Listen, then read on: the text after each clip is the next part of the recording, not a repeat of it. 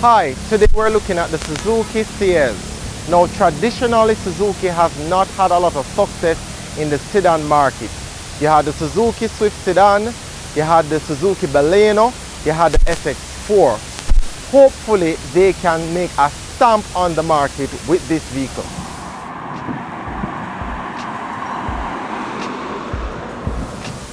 Alright, let's just start with the basics. Now what's standard on Suzuki cars now is this. This is your key. All you have to do is ensure that this is in the car.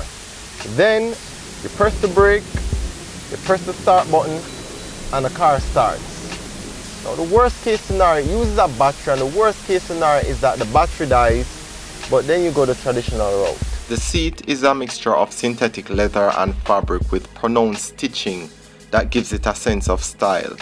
The rear seats are spacious with a pull-down armrest that has two embedded cup holders.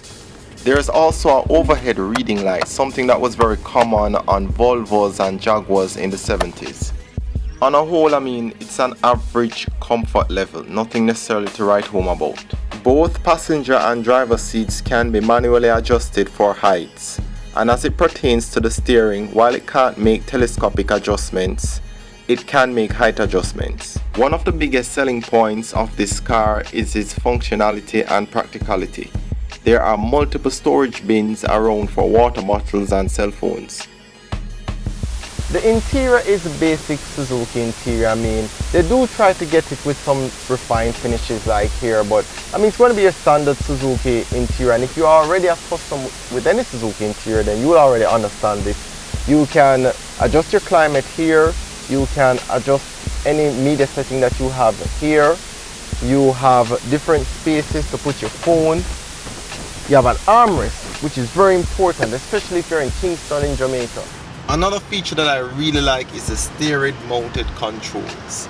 Now you can control your radio from your steering, you can mute it, you can turn it up, you can check any of the modes, and then you can also answer your calls, but you first have to pair your phone Bluetooth. So once somebody is calling you, all you have to do is just activate the call by pressing a button. The information screen at the center of the dial cluster is a big selling point, with its ability to show how much fuel you are using, as well as how much kilometers you can drive with the remaining fuel in your tank. Another great addition for a car that will be driven in a tropical climate is rear ventilation for backseat passengers. You'd be surprised to know how many high-end vehicles don't carry this feature. With an average temperature of 89 degrees Fahrenheit, this is something the average Jamaican is going to enjoy. To further protect backseat passengers from the sun, there is a retractable rear sunshade. It has rear sensors and a reverse camera. This is a really convenient feature, given the fact that we have such small parking spaces. Unlike most cars I've tested, the monitor for the camera is in the rear view mirror and not the center console, which is a good thing because it keeps your eyes one place. Don't worry about it being on all the time, it's only activated when the car is in reverse. There's also a manual switch to turn it off. The Ciaz has some sleek touches here and there that will ensure it gets a respectable place amongst its main rivals, such as the Subaru Impreza, Nissan Versa, Honda City and Toyota Yaris. Now let's get to the trunk. While I was a little disappointed that the back seats could not fold down, the trunk space is huge with 495 liters to spare. That means it can hold 3.5 large suitcases comfortably. Now it's time to take the Ciaz on the road. Firstly, the steering can feel a little heavy at times, and while I can't put my finger on it, it feels like a small element is missing that would make it perfect.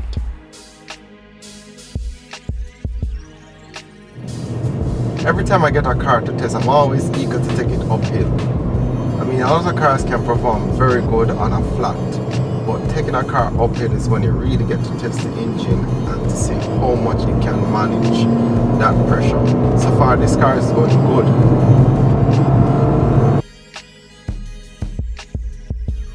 Don't pay attention to the fact that this car has 92 horsepower. It's very light for its size, which means getting from 0 to 60 kilometers happens effortlessly.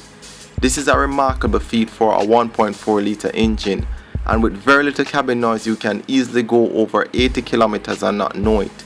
The engine also makes an aggressive sound as though it's a race car. If you're in the market for a sedan with great power and gas usage, you'll have to consider this car.